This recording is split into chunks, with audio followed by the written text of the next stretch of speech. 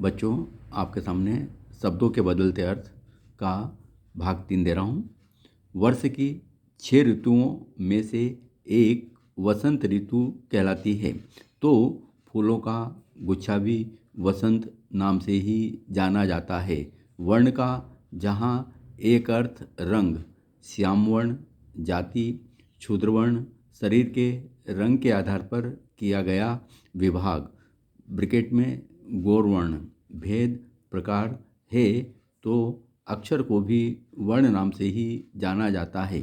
स्वर और व्यंजन वर्ण, तरंग, उमंग, जोश, उत्साह, हर्ष, प्रसन्नता, मौज मस्ती तथा उतार चढ़ाव की गति, सांप का लहर मारकर चलना या तरंग के आकार की रूपरेखा लहर कहलाती है।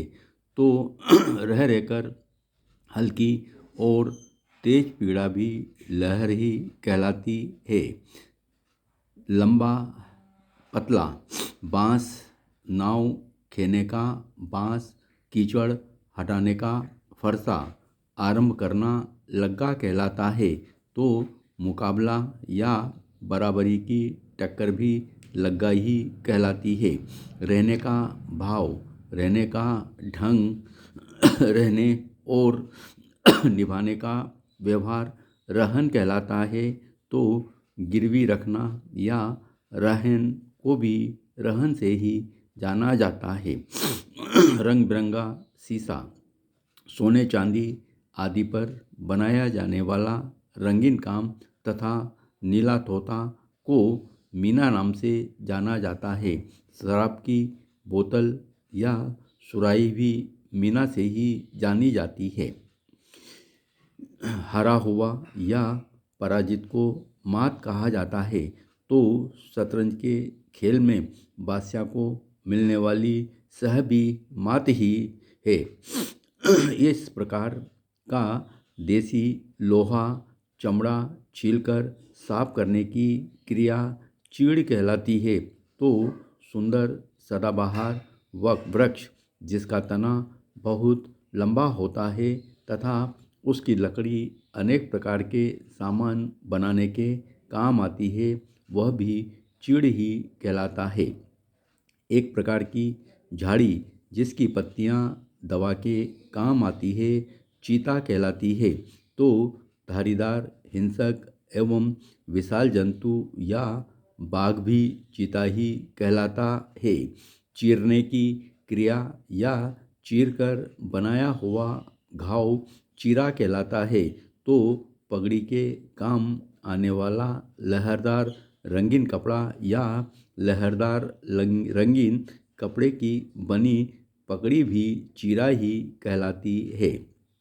लोह शब्द का सामान्य अर्थ लोहा हम सब जानते हैं, पर लोह शब्द के अर्थ तांबा, तांबे का फौलाद, सोना, लाल, लालसा, रक्त, हथियार और मछली पकड़ने का कांटा भी है।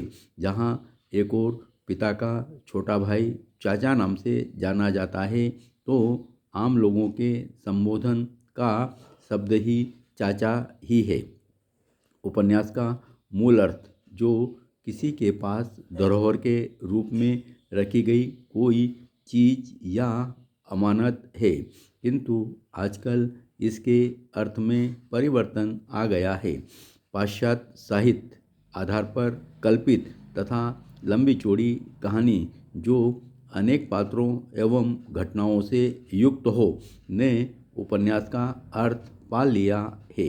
इसी प्रकार अपेक्षा का मूल अर्थ है चारों ओर देखना, किंतु बोलचाल की भाषा में चाह, आशा तथा आवश्यकता के अर्थ में प्रयुक्त होता है।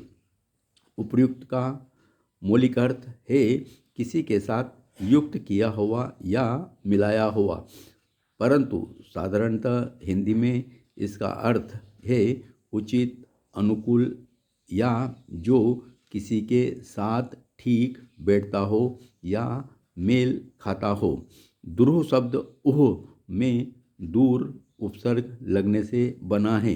ऊह का अर्थ ज्ञान प्राप्त करना, किंतु ध्रुव का शब्दार्थ है कठिनता से समझ में आने वाला या दुर्बोध। इसी प्रकार संस्कृत सलाहगा शब्द सलाहक से बना है, जिसका मूल अर्थ है भरोसा या विश्वास करना, किंतु इसका दूसरा अर्थ अभिमान या गर्व या चापलूसी भी है। धन्यवाद।